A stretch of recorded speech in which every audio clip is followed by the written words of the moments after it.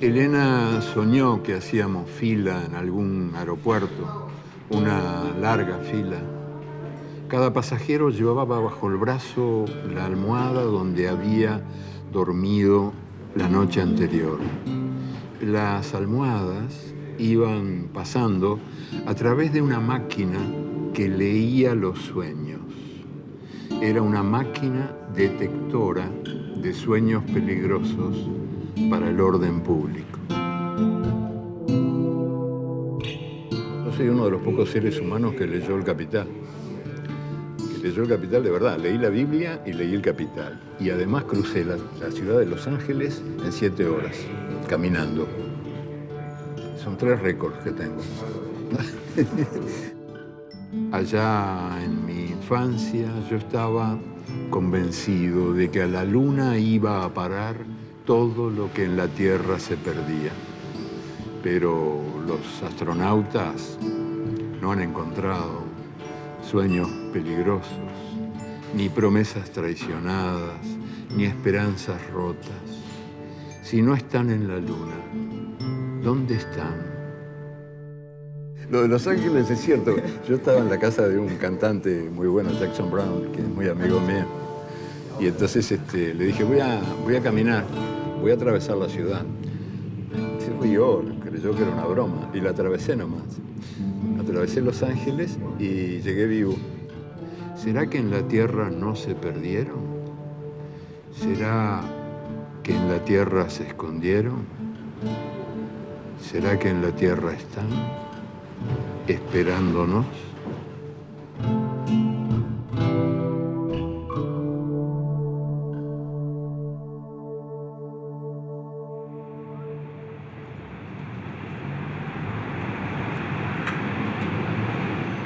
Sí, yo empecé publicando dibujos, caricaturas, en el semanario socialista El Sol. Yo tenía 14 años cuando publiqué la primera y a partir de ahí otras y otras. Y después empecé a escribir, pero bastante tiempo después. O sea, yo quería dibujar, quería ser dibujante. Y eso, de alguna manera, está vivo, esa intención, digamos, esa voluntad. Está todavía viva en lo que escribo, porque yo difícilmente puedo escribir algo si antes no lo veo. O sea, si yo no cierro los ojos así y lo veo, lo convierto en imágenes. No me refiero solo a historias, sino incluso ideas o cosas así conceptuales, digamos. Yo tengo que al cerrar los ojos verlas, ser capaz de verlas, encarnarlas, que tengan carne, que tengan hueso, que se muevan, que existan, que respiren. Si no, no me funciona.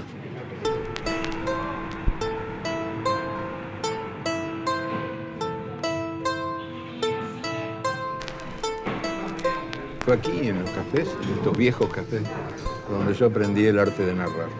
Y lo aprendí escuchando.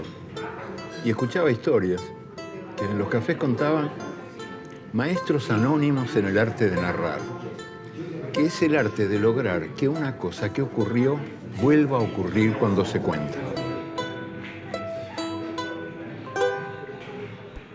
Y entonces este hombre contaba una historia imposible, porque era algo que tenía que ver, era una historia que había ocurrido en 1904, cuando las guerras civiles acá, las guerras gauchas, federales contra unitarios, digamos, ¿no? Los gauchos contra la ciudad. Y acá eran blancos y colorados. Tenían las vinchas, la vincha blanca, que había sido azul, pero se desteñía y quedaba blanca, y la vincha colorada, que era lo que separaba a las fuerzas enemigas, lo que distinguía a las fuerzas enemigas. Y este hombre contaba que él había estado en un campo de batalla, lo que evidentemente era imposible por la edad, pero era un narrador, y por lo tanto, como buen narrador, por anónimo que fuera, sabía que el arte de escribir es el arte de mentir para decir la verdad, digamos. Uno miente para decir la verdad. Y entonces él mintió una historia que decía la verdad, porque era una bella historia. Él recorrió el campo de batalla, decía, y los que estábamos ahí los recorrimos con él, porque lo contó muy bien. Y entre los muertos había un muchacho muy joven, adolescente casi, con los brazos abiertos, así en cruz, que él decía que era un ángel, que él había encontrado un ángel muerto en la batalla.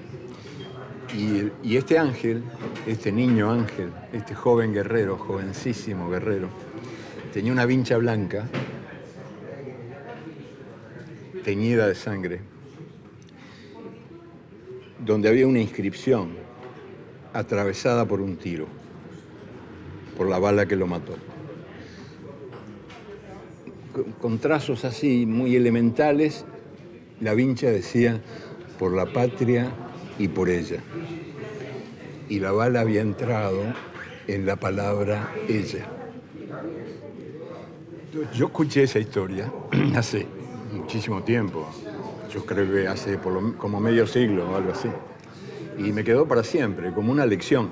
Así se narra, así es como se cuenta una historia.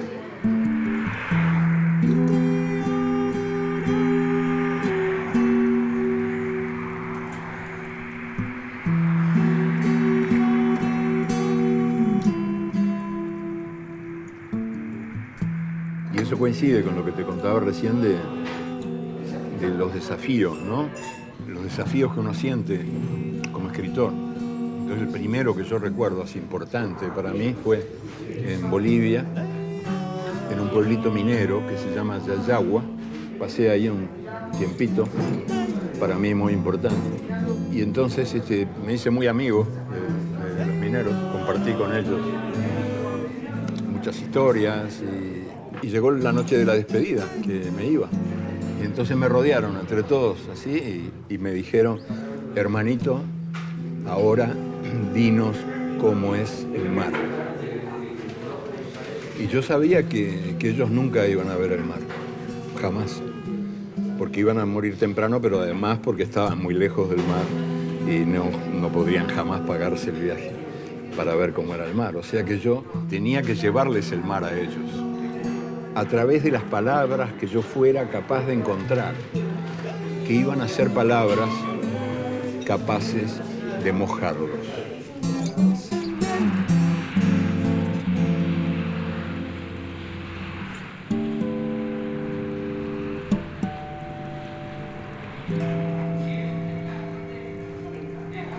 No sé si las encontré o no, pero sí sé que ese fue el primer desafío importante que yo tuve en toda mi larga vida de escritor.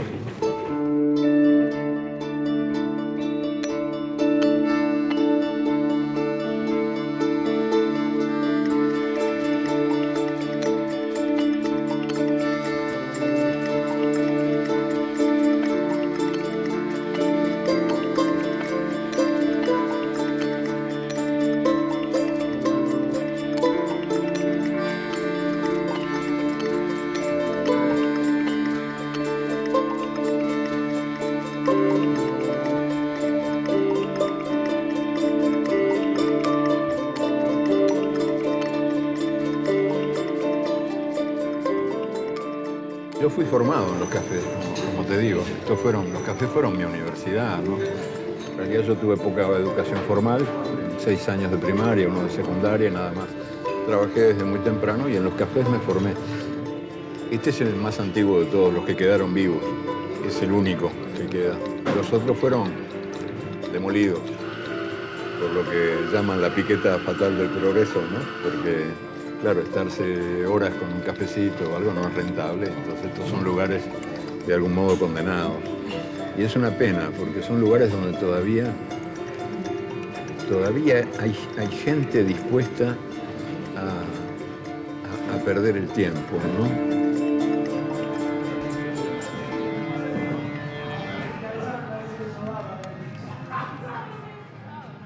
Y a vivir el tiempo como un espacio donde uno encuentra refugio, a partir de la certeza de que el tiempo no le gusta que lo compren, ni que lo vendan, ni que le impongan urgencias, ¿no? Ni que lo midan siquiera, a pesar de que yo ando con reloj como todos. Pero al tiempo lo que le gusta es dejarse estar, dejarse ir. Y a mí también. Entonces el café es un lugar donde eso puede ocurrir, ¿no? Donde uno puede tener tiempo para perder el tiempo, que es la mejor manera de ganarlo. Eduardo Galeano entró en el mundo del periodismo a los 14 años, cuando le vendió su primera caricatura política al semanario El Sol, del Partido Socialista. Poco después empezó a publicar artículos propios, en los que plasmaba su mirada del mundo anclada siempre en Latinoamérica, la cual recorría como cronista. Antes de eso trabajó de todo. Fue mensajero y dibujante, peón en una fábrica de insecticidas, cobrador, taquígrafo, cajero de banco y diagramador. Sus primeros escritos son reportajes que reflejan su interés por denunciar los hechos de injusticia sobre los que nadie hablaba. La relación entre literatura y periodismo, teñida por una fuerte mirada ideológica, la mantiene hasta el día de hoy, casi 60 años después de aquellos primeros dibujos.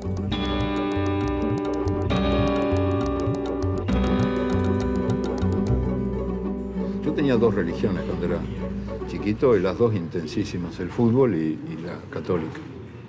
Y entonces mi cama y la pared había un crucifijo rodeado de estrellas del fútbol. Y bueno, y ahí sigo, viste que el fútbol siguió siendo... Yo hasta escribí un libro de fútbol y todo. A mí me hubiera gustado ser jugador de fútbol, viste, en lugar de escritor. Lo que pasa es que era un patadura irremediable. Y entonces no tuve más remedio que hacer con la mano lo que con los pies no podía. Pero si hubiera podido hacerlo con los pies, me dedicaba a eso, estate seguro.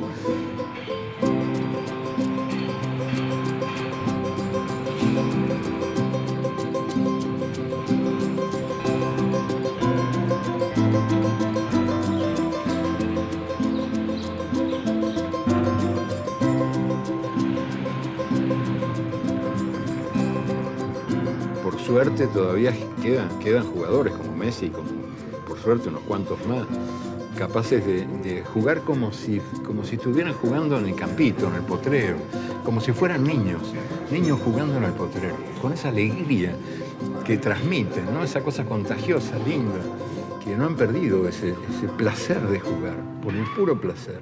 Es como vivir por el placer de vivir también, ¿no? Como juegan los niños juegan sin saber que juegan. Y los pájaros cantan sin saber que cantan.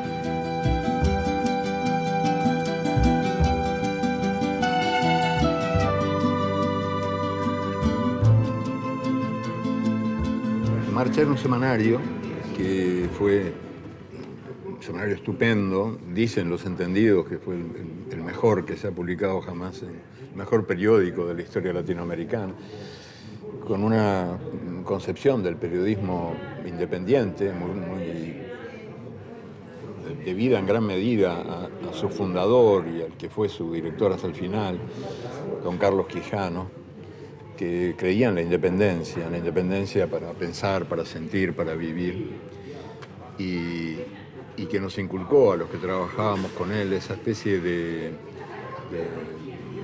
¿cómo te diría?, de pasión de la independencia, de no dejarse mandar por nadie, ni subordinarse a nada, ¿no? Entonces era un semanario, un periódico que se hacía con poco dinero, pero don Carlos era muy exigente, teníamos que escribir mejor que los mejor pagados del periodismo comercial. Teníamos que demostrar que eso era mejor que lo otro. Yo me formé en gran medida con don Carlos en Marcha y después, de algún modo, con el equipo, con otro equipo de gente, en otra realidad en Buenos Aires, intenté hacer algo parecido con la revista Crisis, ¿no? Que en el fondo teníamos certezas muy parecidas a las que movían la mano de don Carlos, ¿no? Esa certeza de que la independencia valía la pena, de que había que defenderla hasta el final.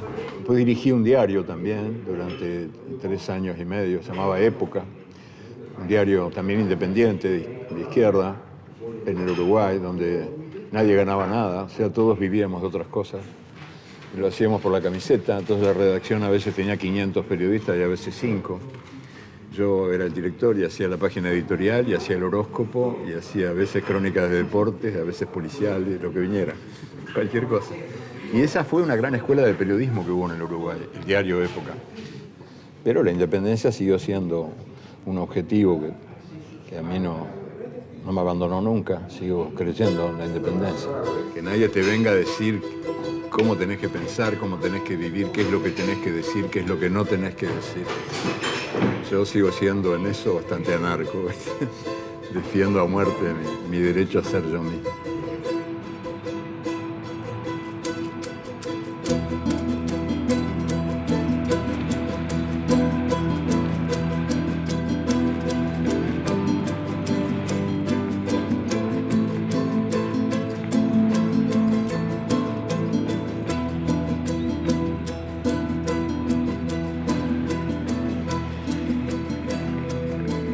Cuando el golpe de Onganía, un programa de televisión se hizo en el Uruguay, un debate sobre el golpe. Y alguien lo grabó, gente vinculada a Perón. Se lo mandaron a Madrid. Entonces él dijo que si yo pasaba por ahí, que le gustaría que habláramos, en fin. Me mandó a buscar, fui a Puerta de Hierro y estuve ahí con él horas. Y en un momento yo le pregunté por qué no se mostraba más, que los peronistas querían, necesitaban palabras suyas, mensajes, que aclarara si volvía o no volvía, cuándo. Entonces él me escuchó y me dijo, me preguntó, ¿usted sabe de dónde viene el prestigio de Dios? Y entonces yo, que era un jovencito pedante, le di un curso de origen de las religiones. Y él me escuchó con santa paciencia. Y al final me dice, no, mijo, Dios tiene prestigio porque se muestra poco. Y eso me quedó grabado para siempre, porque era una lección de alta política.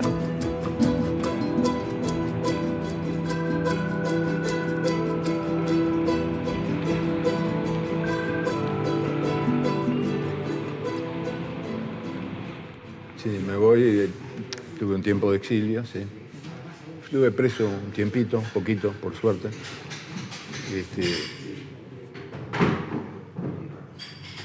No me torturaron, pero sí que veía, escuchaba las torturas en el lugar donde estaba. Acá en la calle Maldonado me tuvieron. Y cuando salí me enteré de que había muerto Picasso y también supe que me iba, porque lo que me esperaba no era... O sea, no me gusta estar preso ni estar muerto. Son dos cosas muy aburridas. Me fui con muy buen criterio. Por suerte me fui a la Argentina en una época lindísima del país, que injustamente después se confundió con el puro bam-bam de la violencia, pero que fue mucho más que eso. Un periodo muy creativo, sobre todo de la vida de Buenos Aires, que era la capital cultural de América Latina en aquel momento. Y eso hizo posible que surgiera, que viviera la revista Crisis, que hicimos con unos cuantos compañeros, ¿no? Por una concepción de la cultura que no limitaba la cultura al universo profesional de la cultura, sino que decía, la cultura la hacemos todos los días, aunque no sepamos que la hacemos, ¿no? Esa era la idea. Y cultura es comunicación o no es nada. Todo lo que implique un vínculo humano es cultura. Todo lo que implique un vínculo con la naturaleza es cultura. Ahora que estamos tan entrenados para divorciarnos de ella, ¿no? Después, claro, sí, la violencia se comió todo, sobre todo la violencia militar, que fue una dictadura de las peores que han habido en la historia latinoamericana. El hecho es que yo me fui al exilio ahí, después, como no me gustaba estar preso, me había ido a la Argentina, como no me gustaba estar muerto, me tuve que ir a España, y ahí empecé otro ciclo de exilio diferente.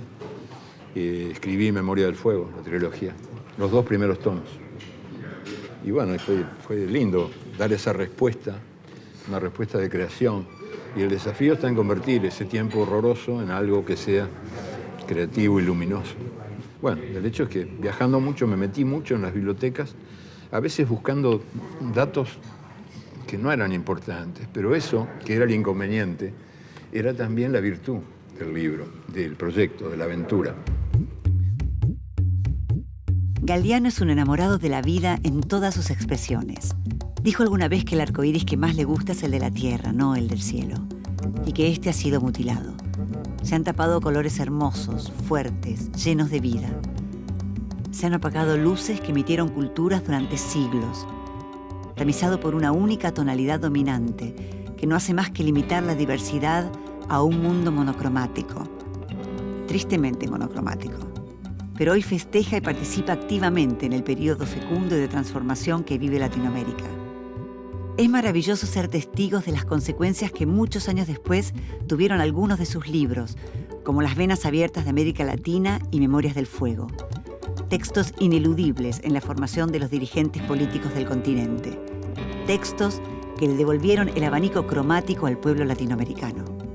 Galeano es un enamorado de los colores y los pinta como nadie, paradójicamente, en letra negra sobre hoja blanca. Se está viviendo una etapa histórica muy linda, donde se están expresando energías de cambio que parecían dormidas, a veces muertas, y que estaban vivas, y que han resucitado o se han despertado con mucha fuerza.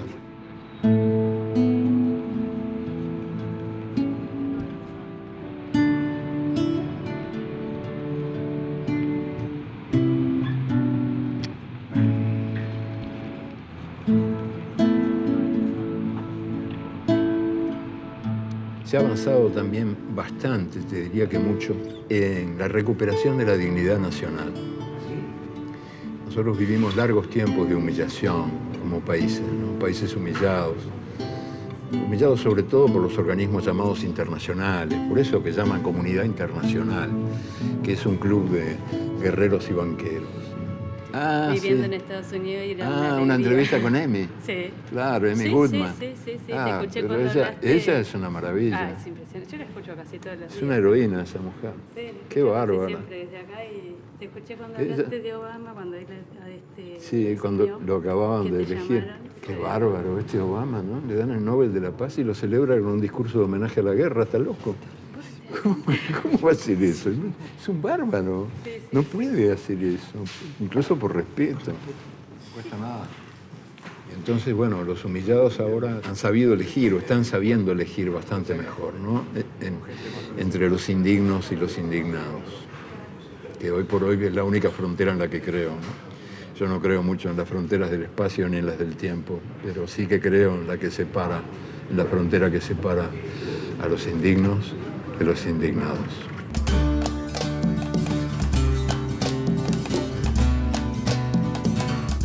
Los míos son mamarrachos, son sueños burocráticos.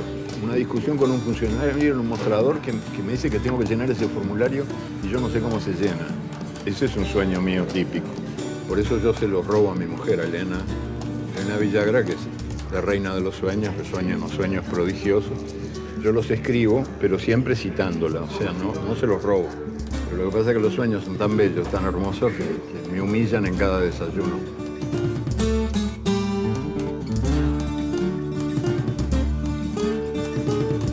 Yo soy caminante, sí, completamente. Yo camino la vida. Y por eso me gusta vivir en Montevideo, porque es una ciudad caminable. Me ayuda mucho a reconciliarme con el mundo, a recuperar la rota armonía con el mundo.